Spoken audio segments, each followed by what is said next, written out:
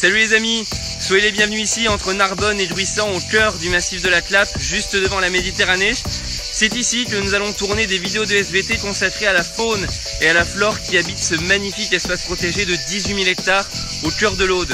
Et croyez-moi, vous allez découvrir, entre le scorpion languedocien et la tarentule de Narbonne, des espèces que vous n'avez encore jamais vues, jusqu'aux végétaux qui fabriquent de l'alcool.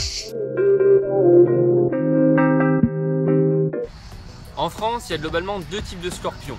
Le scorpion jaune languedocien, Butus occitanus, qui fait jusqu'à 7 cm, et le scorpion noir à queue jaune, Euscorpius flavicodis, qui lui fait 4 cm. Voici donc les deux spécimens. À ma gauche, le Butus occitanus, et à ma droite, le Euscorpius flavicodis.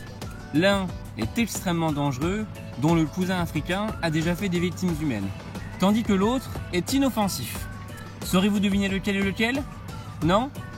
Regardez. Le Scorpius flavicodis, celui-ci, le petit noir, est bien Celui-là est bien inoffensif. Il m'a piqué au doigt. Ça fait mal, je saigne, mais son venin est 2 fois moins puissant que celui d'une abeille. En réalité, il n'utilise que très peu son dard pour se défendre, puisque comme vous le voyez, il présente des très grosses pinces. Par conséquent, il peut très facilement immobiliser ses victimes et les consommer directement sans utiliser son venin. Tandis que le Butus occitanus, lui, on va voir qu'il est très dangereux et il y a une bonne raison à cela. Le Butus occitanus est plus gros que le Scorpius flavicodis et pourtant ce n'est pas lui le moins dangereux. Pour savoir si un scorpion est dangereux, il faut regarder la proportion pince-queue. Vous le voyez ici, chez le Butus occitanus, les pinces sont beaucoup plus fines que ce qu'elles étaient chez le Scorpius flavicodis qui lui avait des pinces larges. En revanche, il présente une queue extrêmement large, alors que Euscorpius flavicodis présentait une queue très fine. Cela signifie que ce scorpion est très dangereux.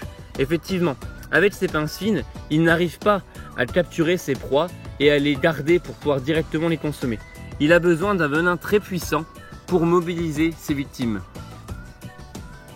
Son venin contient des molécules qui immobilisent instantanément le système nerveux de ses victimes. Par conséquent, elles ne peuvent plus bouger et il peut directement les consommer.